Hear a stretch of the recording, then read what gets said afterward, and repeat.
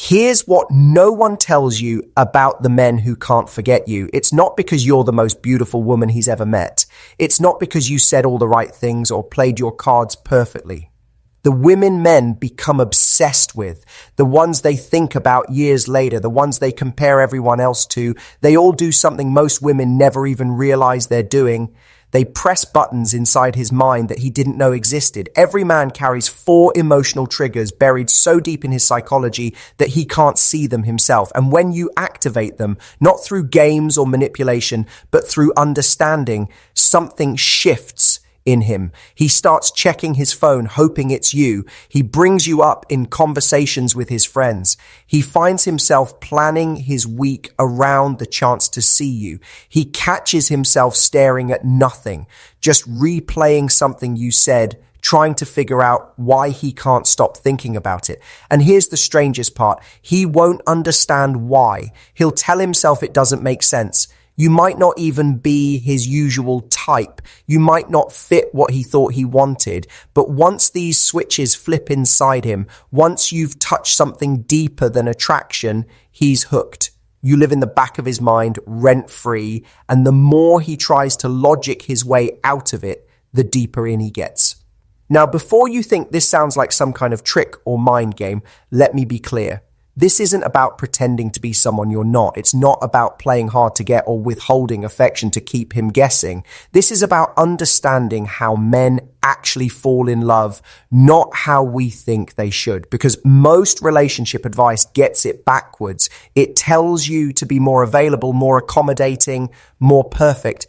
But the truth is, men don't fall for perfect. They fall for specific. For the woman who aches them feel something they can't put into words, something they've never felt before and can't find anywhere else. And that feeling follows patterns, invisible ones that most people never learn because they're too busy counting hours between texts or wondering if they came on too strong. But when you understand these patterns, when you can see what's actually happening beneath the surface, you stop feeling confused. You stop second guessing yourself. You start to see that attraction isn't random luck. It's rhythm. It's chemistry meeting the right emotional frequency. And the first frequency, the one that makes everything else possible, is what I call the present-absent rhythm. Most women think being present means being available, always responding quickly, always making time, always showing up with a smile and enthusiasm. And those things are nice. But that's not what keeps a man thinking about you. Real presence is something entirely different. It's being completely there when you're with him and completely gone when you're not. Think about it this way. Every man is unconsciously asking 2 questions about you from the very beginning. First question, when she's with me, is she really with me? Or is she half somewhere else, checking her phone, thinking about other things, already planning what comes next? Second question, does she need me or does she want me? Is this moment happening because she has nothing better to do or because she genuinely chose to be here? Most women get one of these right but completely miss the other. Some women are always available. They cancel plans if he's free. They text back immediately. They rearrange their entire life around his schedule. And at first, he might like it. It feels easy, comfortable. But something happens over time. He stops thinking about you when you're not around.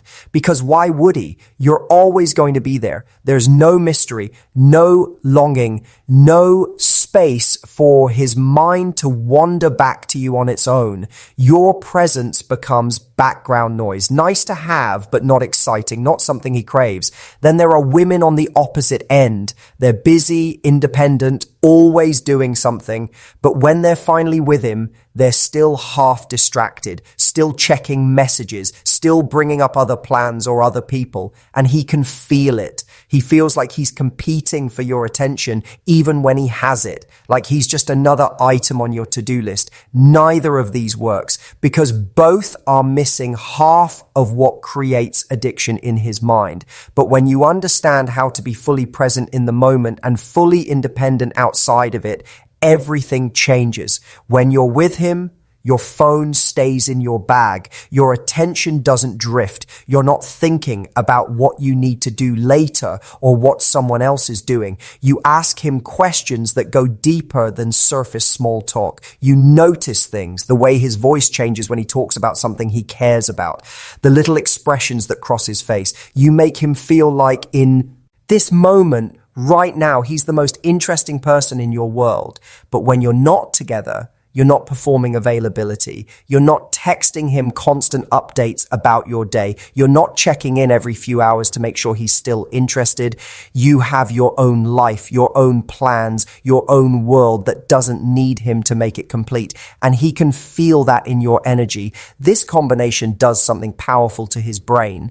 It creates what psychologists call intermittent reward, but in a natural, authentic way. You're not playing games. You're not calculating how long to wait before texting back. You're simply living a full life and allowing him to be part of it, not the center of it. When you're with him, it's intense, focused, real. When you're not, he feels your absence, not because you're ignoring him, but because your presence actually meant something. It had weight.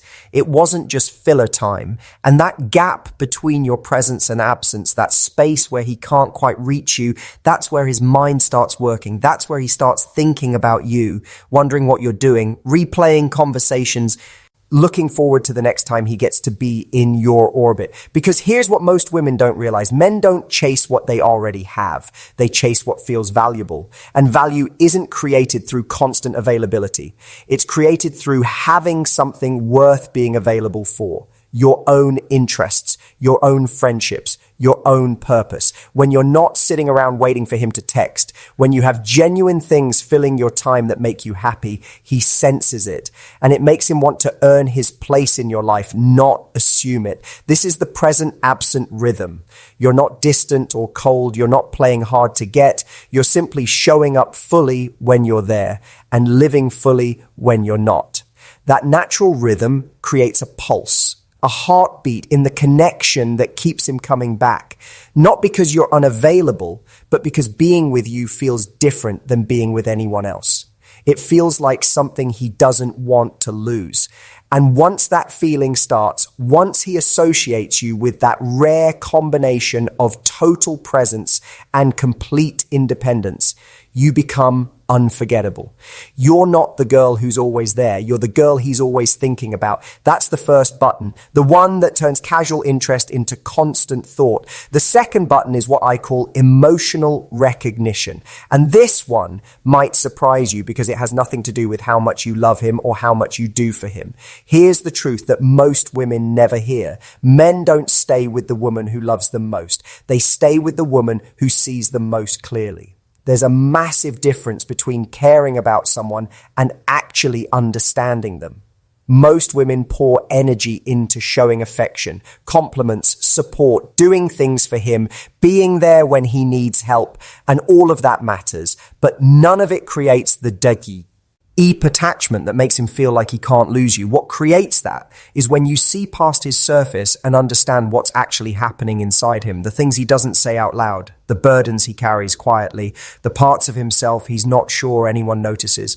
Every man walks through life performing confidence even when he's uncertain, performing strength even when he's tired, performing like he has it all figured out even when he's completely lost. And most people buy the performance. They see the mask and think that's who he is. But you, when you have this skill, you see through it.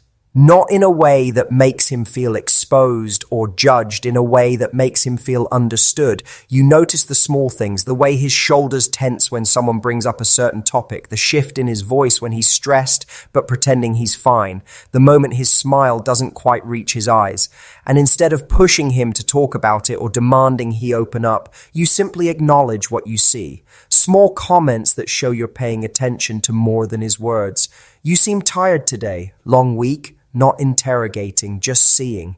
That got to you, didn't it? Not judging, just recognizing. These tiny moments of recognition reach men in places nothing else does, because most of us spend our entire lives feeling like we have to translate ourselves, like we have to explain what we're feeling, justify why we're feeling it, defend our internal experience. But when you can look at us and just know without us having to say a word, something inside us relaxes. It's the feeling of being understood without having to work for it, of being seen without having to perform. I'll give you an example. A friend of mine came home after a brutal day.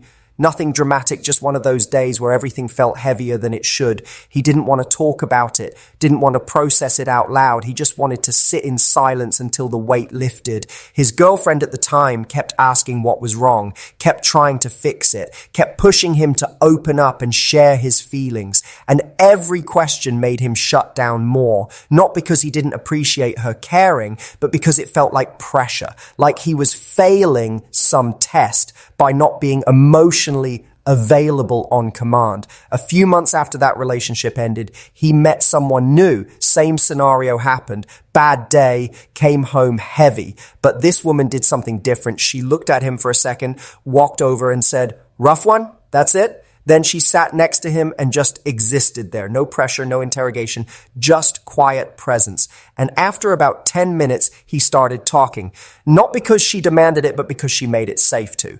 That moment created a bond that went deeper than any conversation they'd had before, because she understood something most women don't. Men don't open up when you ask them to. They open up when they feel safe to. And safety isn't created through questions. It's created through recognition, through showing him you see what he's not saying and you're not going to punish him for it. This is emotional recognition. It's the ability to read his unspoken language, to understand that when he goes quiet, he's not shutting you out. He's processing. That when he needs space, he's not pulling away from you. He's trying to figure something out. That when he seems distant, it's not always about you.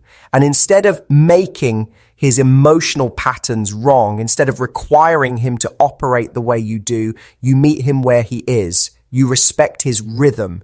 You give him room to be human without having to explain or justify every feeling.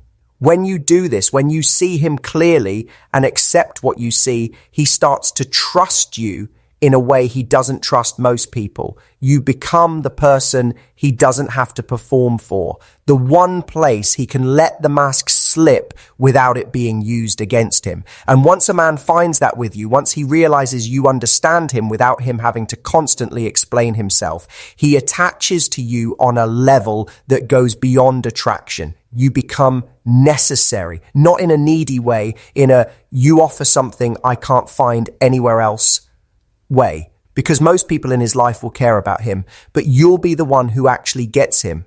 That difference is everything. It transforms surface connection into deep attachment, the kind that doesn't fade when the excitement wears off, the kind that makes him think about you during random moments and realize how rare it is to feel this understood. That's the second button, the one that turns attraction into attachment. The third button is called freedom within commitment. And this is where most women accidentally push men away without realizing what they're doing. Here's what you need to understand. Men don't fear commitment itself. They fear what they think commitment means. They fear it means losing themselves, losing their independence, having to ask permission, being monitored and questioned and made to feel guilty for wanting time alone or time with friends. Most women, when they like a guy, start wanting more time together, more communication, more involvement in every part of his life. And it comes from a good place. It comes from wanting to build closeness.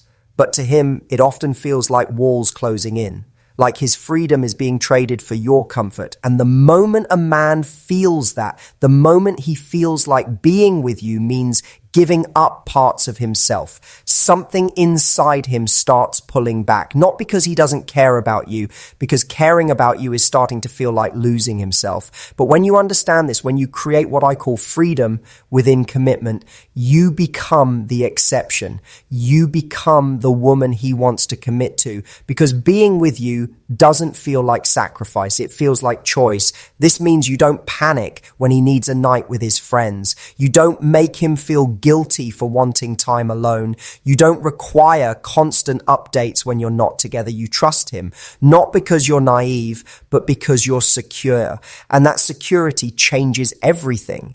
Because when you give a man space without him having to fight for it, when you encourage his independence instead of eyeing it as a threat. He doesn't feel trapped. He feels free. And paradoxically, that freedom makes him want to choose you more. I've watched this pattern repeat over and over. Women who try to hold tight end up pushing men away. Women who give space end up being chosen. It seems backwards, but it's not, because men value what they choose. And they can't choose you if they feel like they don't have a choice. Freedom within commitment also means maintaining your own life, your own interests, your own friendships, your own sense of self that exists independently of the relationship. When you do this, when you remain a whole person instead of dissolving into the relationship, he doesn't see you as clingy or needy. He sees you as an equal, as someone who's choosing to be with him from a place of desire, not desperation. And that makes all the difference, because men don't want to be needed in that suffocating way. We want to be wanted. We want to be chosen by someone who has other options, other things that make them happy, but chooses us anyway. That choice feels earned. It feels meaningful. It feels like something worth protecting. When you create freedom within commitment, when you make the relationship feel expansive instead of restrictive, you become associated with possibility, not limitation. He doesn't think of you as the person who took his freedom. He thinks of you as the person who made him feel more free. And once that association forms, once he realizes that being with you actually makes his life better, not smaller, he doesn't want to let that go. He becomes addicted not to you controlling him, but to the feeling of being fully committed and fully himself at the same time. That's the third button, the one that makes commitment feel like freedom instead of a cage. The fourth and final button is what I call the growth catalyst, and this is the one that determines whether attraction fades over time or deepens into something permanent. Here's something most people don't talk about. Men are terrified of becoming stagnant, of being the same person at 40 that they were at 30, of looking back and realizing they stopped growing. And the woman who can inspire growth without demanding it becomes irreplaceable.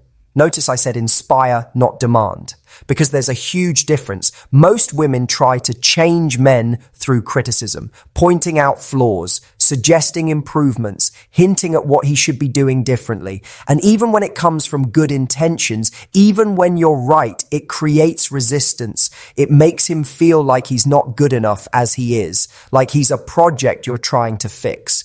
But the women who actually inspire men to grow do it completely differently. They don't focus on what's wrong. They notice what's right, and they celebrate it in a way that makes him want to be more of that. Small comments that show you see his potential. I love how you don't give up when something's hard. That's rare. The way you handled that situation was really mature. You're good at making people feel heard. I noticed that. These aren't empty compliments. They're specific observations that show you're paying attention to his character, not just his actions. And when you point out his strengths, when you reflect back the best parts of him, he starts to see himself through your eyes, and he wants to live up to that image. Not because you're pressuring him, but because you're showing him something he didn't fully see in himself. This is what it means to be a growth catalyst. You're not his mother. You're not his life coach. You're not trying to fix him or improve him, but your presence naturally raises the standard because you're growing yourself. You're reading, you're learning, you're working on your own goals, you're evolving. And that energy is contagious when you're genuinely invested in becoming better, not for him, but for yourself. It creates a natural pull. He starts to think about his own growth, not because you told him to, but because your example makes standing still feel uncomfortable. You make him want to be the kind of man who matches your energy, who meets you at your level, who grows alongside you instead of staying where he is. This doesn't mean you're competing or keeping score. It means you're both committed to not being the same people you were last year, to pushing each other gently toward the best versions of yourselves.